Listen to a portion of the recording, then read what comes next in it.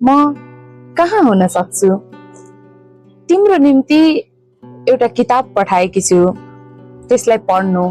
सायद मेरा छुटेका कथाहरू त्यही भेटिन सक्छन्। हेर्नु, मैले पटक पटक नाम लिइरहेको त्यो मुभी, सायद कुनै पात्रमा मलाई भेट्न सक्छौ। सुन्नु, मैले तिम्रो वरिपरि गाइरहने गीत, त्यही कतै पोखिएका हुन सक्छन् मेरा भावनाका केही भागहरू। पुग्नु ती पहाडहरूमा जहाँ मैले तिमीलाई सम्झिएर रुखलाई अँगालो हालेकी थिएँ। छिर्नु ती शान्त क्याफेका कुनाहरूमा जहाँ हामीले पहिलो चुम्बनको मिठास साटेका थियौं। पुग्नु मेरो चप्पल हराएको मन्दिर अनि तिमी खाली खुट्टा फर्किएको बाटोसम्म। हामीले बानेका धागोहरूले हामीलाई नै पर्खिरहेका हुन सक्छन्। म तिमीले खोज्न अनि भेट्नै नसक्ने गरी टाढा पुगेकी छैन।